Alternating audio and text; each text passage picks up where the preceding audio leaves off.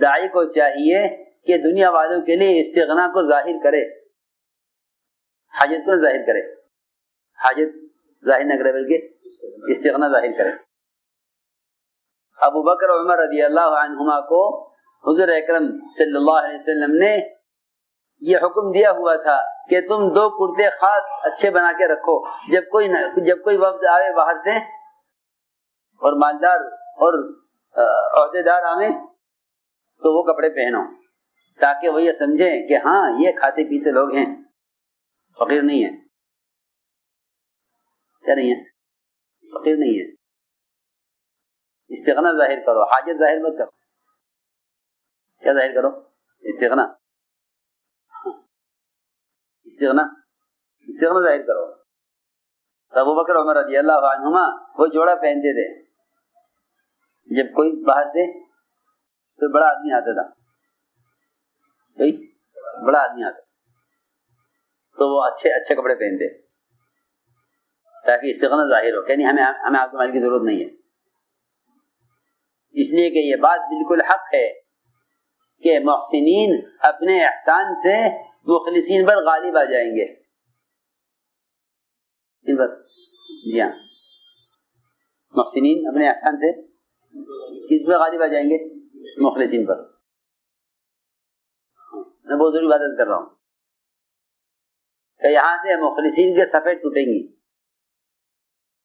جی ہاں، کہ مال والے مال سے صفیں توڑ دیں گے درمیان میں۔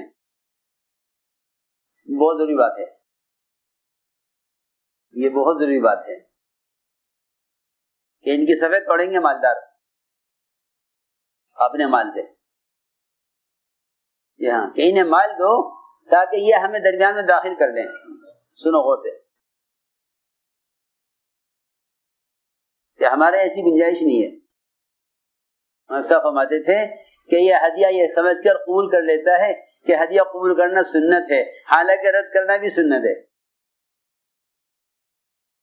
رد کرنا بھی سنت ہے کہ یہ زمین لے لو، اس طرح بنا لو، یہ مال لے لو، تبلیغ میں لگا دو، کہ نہیں، ہمارے یہاں مال کا مطالبہ نہیں ہے۔ ہمارے یہاں مال کا مطالبہ نہیں ہے، ہمارے یہاں تو وہ کام ہے جس سے مالدار کو مال کے مصارف معلوم ہوں کہ تمہارا مال کہاں خرچ ہو۔ جی ہاں، دعوت میں آ کے مال کے مصارف سیکھو۔ سنو غور سے، یہ نہیں کہ مال تبلیغ والا مال تبلیغ والوں کو دے، یہ نہیں۔ تبلیغ والا مال کس کو دے؟ تبلیغ والوں کو، کہ میرے پاس مال ہے اور میں تبلیغ میں لگا دوں، نہیں، بالکل نہیں۔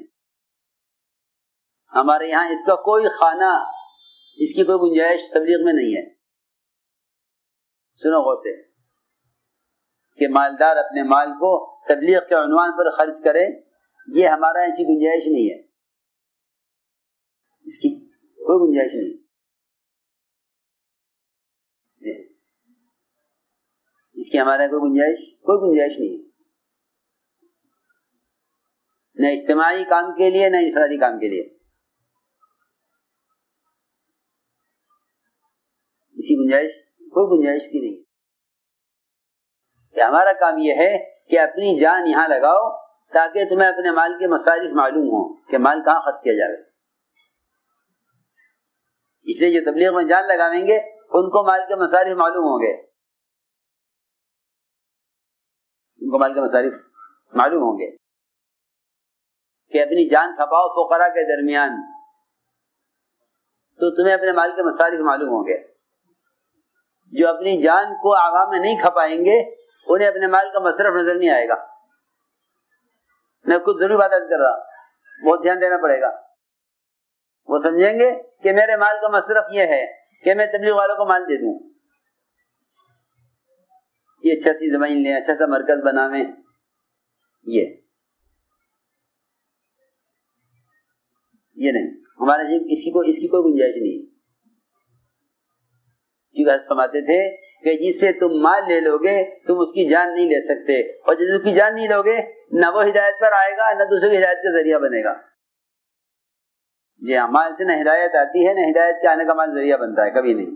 حضرت کا ملفوظ ہے کہ ملک و مال سے اسلام کبھی قائم نہ ہوا ہے نہ آئندہ کبھی ہوگا۔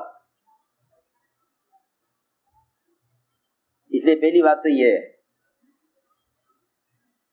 کہ مال کا مطالبہ نہیں ہے. مطالبہ کیا، کوئی لے کر بھی آئے تو اس کو مال کے مصارف بتاؤ، اس کو مال کے مصارف بتاؤ دیا کہ مال کہاں خرچ کیا جائے. ہمارے اعمال کا مطالبہ نہیں ہے. اس لیے فرمایا کہ استغنا ظاہر کرو. کیا استغنا ظاہر کرو، یہ تقوی ہے سب سے پہلے کہ اللہ اس میں آزمائیں گے کہ تمہارے دلوں میں جن کو تم دعوت دے رہے ہو، اگر ان کے مال کو سنو، جن کو تم دعوت دے رہے ہو اگر ان کے مال کو اپنے کام خیر کے کام میں بھی خرچ کرانے کا ارادہ ہے تب بھی تمہاری دعوت مؤثر نہیں ہوگی. بہت دھیان سے سمجھنی پڑے گی بات. اگر تمہارے ذہن میں یہ بھی ہے کہ ان کا مال خیر کے کام میں استعمال ہو جائے گا، یہ ہمیں دے دیں، یہ ہمیں دے دیں، اپنے لیے نہیں مانگ رہے، ہم خیر کے کام کے لیے کہہ رہے ہیں کہ اگر یہ بھی ارادہ ہے تب بھی تمہاری دعوت اس کے لیے مؤثر نہیں ہوگی. تب بھی دعوت تمہاری تمہاری دعوت اس کے لیے مؤثر نہیں ہوگی. اور یہ انسان کی فطرت اور مزاج ہے کہ اگر اس سے مال کا مطالبہ کیا جاتا ہے تو یہ مطالبہ دوری پیدا کرتا ہے. مطالبہ دوری پیدا کرتا ہے. اس لیے فرمایا کہ استغنا ظاہر کرو، جس طرح بھی ہو، جو بھی اللہ نے تمہیں دیا ہے اس کو ظاہر کرو، اس کو ظاہر کرو. جی ہاں، اللہ نے جو کچھ تمہیں دیا ہے اس کو ظاہر کرو. اس لیے تجارت یا کوئی ذریعہ معاش اختیار کرنا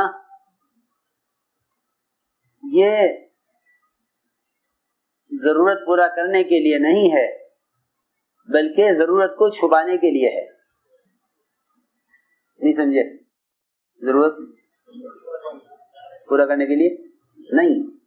لوگ کہتے ہیں نا کہ حلال کمانا فرض ہے. حلال کمانا فرض ہے. کیوں کہ حلال کمانا اس لیے فرض ہے کہ سوال کرنا حرام ہے.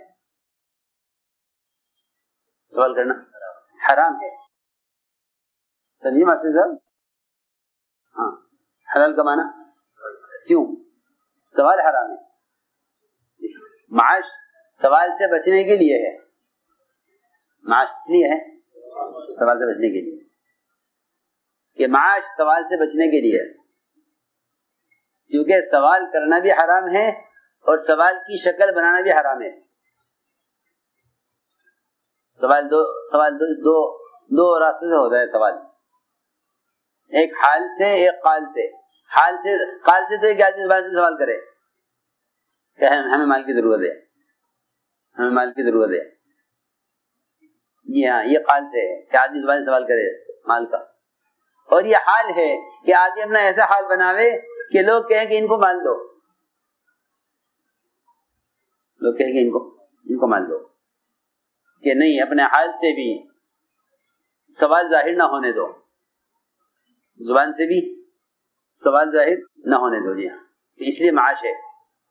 تو میں عرض کر رہا تھا کہ وہ شکل اختیار کرو کہ جس سے استغنا ظاہر، اتنا استغنا ظاہر ہو کہ مال لے کر آنے والوں کو شرم آوے. مال لے کر آنے والوں کو شرم.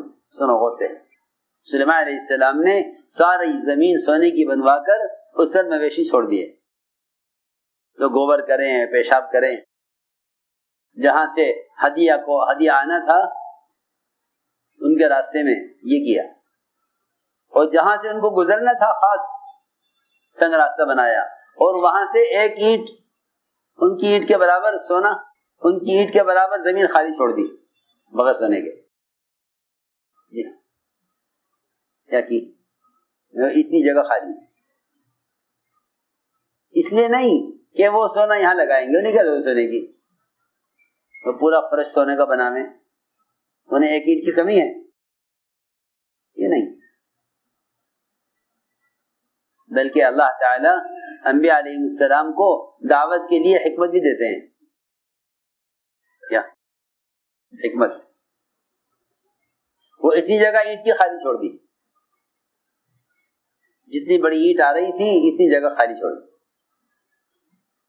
تو جب وہ سونے کا ہدیہ لے کے وہاں سے گزرے اور دیکھا کہ اتنی جگہ خالی ہے تو انہیں اس بات کا خطرہ ہوا کہ ہم پر الزام لگے گا کہ یہاں سے اٹھائی ہے. ہاں سنو، چوری کا الزام. کہاں ہدیہ لے کر آ رہے ہیں متاثر کرنے کے لیے کہ ہمارے پاس اتنا سونا ہے کہ ہم اس میں سے 1 یونٹ سونے کی آپ کو دے رہے ہیں. انہوں نے کیا کیا کہ اتنی اینٹ کی جگہ خالی چھوڑ دی. تو انہیں خطرہ یہ ہوا کہ ہم پر چوری کا الزام لگے گا کہ انہوں نے یہاں سے اٹھائی ہے. دیکھو، تو انہوں نے سونے کا ہدیہ پیش کرنے سے پہلے اسے ہدیے کو وہیں پھینک دیا چپکے سے کہ چھوڑ دو یہاں. جی ہاں، جن کے یہاں سونے کے فرش پر مویشی گوبر کرتے ہوں ان کے یہاں ہماری اس اینٹ کی کیا حیثیت ہوگی؟ یہ بات ہے. فما آتانی اللہ خیر مما آتاکم بل انتم بہدیتکم تفرحون. اللہ نے ہمیں جو دیا ہے وہ تم سے کہیں زیادہ بہتر ہے. اپنے ہدیے سے آگے خوش ہوا کرو. کیا ہمیں کیا دیا اللہ نے؟ کہ اللہ رب العزت نے ہمیں اپنے خزانوں سے لینے کا راستہ دیا ہوا ہے. اپنے خزانوں سے لینے کا راستہ دیا ہوا ہے. وہ راستہ ہمارے پاس نہیں ہے.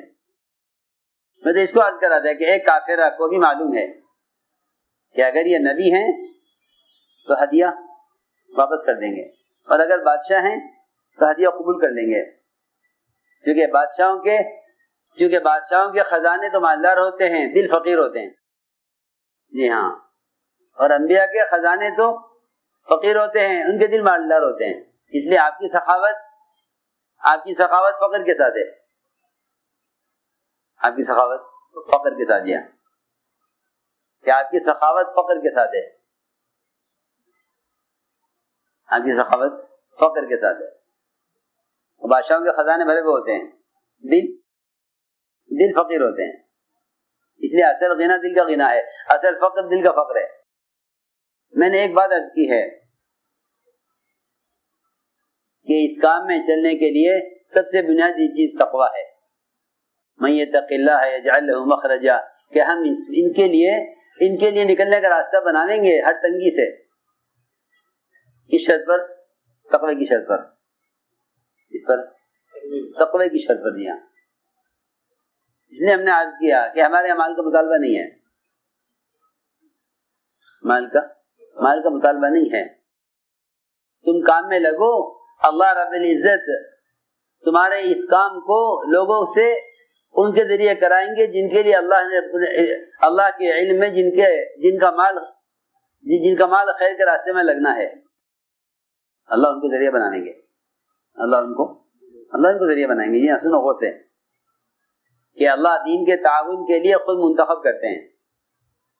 مالی صلاحیتیں، عقلی صلاحیتیں، علمی صلاحیتیں ان کے پاس ہیں، لوگوں کے پاس ہیں. کہ ہم ان کی صلاحیتوں کو اور ان کی استعدادوں کو ہم ٹھہریں گے تمہارے کام کے لیے خود منتخب کر کے کون کون مخلص ہیں. یہ ہے بات. تم اپنے کام میں لگو، ہم خیر کی شکلوں کو پھیر دیں گے تمہارے کام کی طرف. یوں بات ہے کہ لوگ لے کر آئیں گے کہ لوگ خیر کے کام میں لگاؤ، تو تمہارا کام یہ ہے کہ انہیں مال کے مصارف بتلاؤ. یہ نہیں کہ مال ہمیں دو ہم خرچ کریں گے. نہیں، ہمیں مال نہیں چاہیے خرچ کرنے کے لیے، نہ ذاتی طور پر خرچ کرنے کے لیے، نہ اجتماعی کام میں خرچ کرنے کے لیے، کچھ نہیں. بلکہ اس کام کے ذریعے لوگوں کو خود مال کے مصارف معلوم ہوں. خود مال کے مصارف معلوم ہو جی. ہاں، کہ پھر عوام میں اپنے مال کے مصارف دیکھو، اپنے مال کے مصارف دیکھو. جی تو میں نے عرض کی ایک بات کہ تقوی کے بغیر راستہ نہیں کھلے گا. تقوی کے بغیر راستہ نہیں کھلے گا. من یتق اللہ یجعل له مخرجا، کہ جو اس میں اللہ سے ڈرے گا کہ اللہ اس کے لیے نکلنے کا راستہ بنائیں گے. تو میں نے عرض کیا کہ بہت سی آزمائشیں ہوں گی. اس میں ایک آزمائش مال کے ذریعے، ایک آزمائش مال کے ذریعے، ایک آزمائش عہدوں کے ذریعے کہ انہیں عہدہ پیش کرو، ان کو عہدہ پیش کرو. صحابہ کی ایک صفت تھی صفت استخلاص، کہ وہ اپنے کام میں یکسو تھے، اپنے کام میں یکسو، کہ ہم جس کام میں لگے ہوئے ہیں کہ وہ کام اتنی یکسوئی کا ہے کہ ہمیں اس کے ساتھ دوسرے کاموں کی گنجائش نہیں ہے۔ دو صفت تھی صحابہ کی، اخلاص اور استخلاص، اخلاص اور استخلاص، اپنے کام میں یکسو ہیں۔ سنو غور سے، ایک تو اپنے کام میں یکسو ہیں، دوسری بات یہ ہے کہ ان کی صف مضبوط ہے، ان کی صف میں کوئی داخل نہیں ہو سکتا، ان کی صف میں کوئی داخل نہیں ہو سکتا۔ جی ہاں، مخلصین وہ ہوتے ہیں کہ انہیں کوئی اپنے کام کے لیے استعمال نہیں کرے گا۔ صحابہ کے اندر ایک صفت تھی ہے، جو ان کی اجتماعیت کا اصل راز ہے، کہ صحابہ کی اجتماعیت، ان کا حلقہ اتنا مضبوط ہے، ان کا حلقہ اتنا مضبوط ہے کہ کوئی اندر داخل نہیں ہو سکتا۔ سنو غور سے، اندر کوئی داخل نہیں ہو سکتا، کہ ان سے بات کر لو، انہیں اپنے ساتھ شامل کر لو، ان سے بات کر لو، انہیں اپنے ساتھ شامل کر لو۔ یہ کفار کوشش کرتے تھے، کفار یہ کوشش کرتے تھے کہ انہیں توڑو۔ سنو غور سے، ان کو توڑو، تو وہ توڑنے کے لیے راستے اختیار کرتے تھے، توڑنے کے لیے راستے اختیار کرتے تھے۔ تو اللہ تعالیٰ کی طرف سے ایک آزمائش صحابہ پر یہ بھی آئی ہے، ایک آزمائش یہ بھی آئی ہے کہ جب بعض صحابہ پر کچھ حالات آئے تو ان حالات کو بہانہ بنا کر غیروں نے صحابہ کو آپ سے توڑنا چاہا، غیروں نے صحابہ کو آپ سے توڑنا چاہا۔ سنو، میں ایک بات عرض کر چکا مال کی لائن سے، کہ باطل پہلے مال کے راستے آئے گا، یہ کہ باطل کے نزدیک سب سے بڑی چیز مال ہے، پھر آئے گا عہدے کے راستے سے،